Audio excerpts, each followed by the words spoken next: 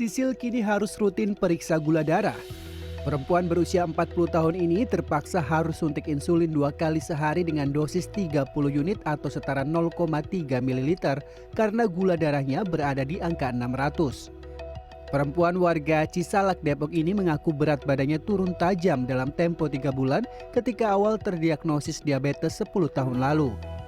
Kegemaran mengkonsumsi mangga berlebihan, makanan serta minuman kemasan manis sejak usia SD menjadi pemicu dirinya menderita diabetes di usia 30 tahun. Pertama kali itu saya berat badannya turun sampai 14 kilo. Terus makan, yang penting makan terus iniannya, terus haus, pusing. Kadang-kadang kayak keliengan gitu. Dokter spesialis penyakit dalam Denny Kris Cahyono menyebut saat ini semakin banyak penderita diabetes usia muda dan produktif. Hal ini dikarenakan gaya hidup modern yang salah satunya mengkonsumsi makanan cepat saji tinggi gula dan karbohidrat, serta malas untuk bergerak dan olahraga. Selain itu, faktor kegemukan dan faktor keturunan menjadi penyebab meningkatnya pengidap diabetes.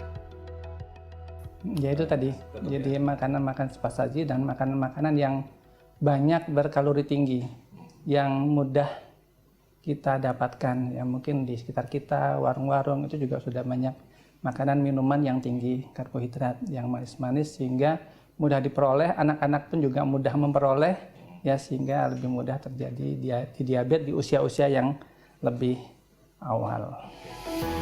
Di dunia, Indonesia saat ini menduduki urutan kelima penderita diabetes mellitus dengan jumlah penderita sekitar 19,5 juta jiwa.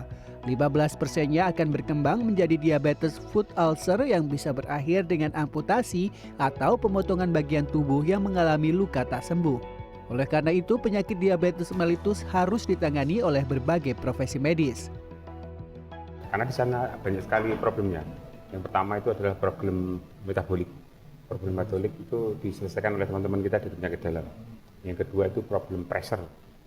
Karena ada satu bagian dari penyakit diabetes yang menyebabkan neuropati. Nah, neuropati itu menyebabkan gangguan tekanan pada kaki. Nah, itu menjadi problem. Karena kalau tekanannya terus-menerus, maka kulit kaki itu akan rusak. Artinya lama-lama kan bolong. Nah, kalau bolong itu menjadi pintu masuk untuk kuman masuk. Sehingga akan terjadi infeksi di daerah kaki. Problem pressure ini diselesaikan oleh teman sejawat dari rehabilitasi medis dan dari bedah ortopedi. Ahli medis Indonesia bersama masyarakat internasional terus mencari penanganan terbaik terhadap penderita diabetes. Secara global, sejumlah 750.000 orang per tahun terancam mengalami amputasi dan 70.000 jiwa kehilangan anggota badan.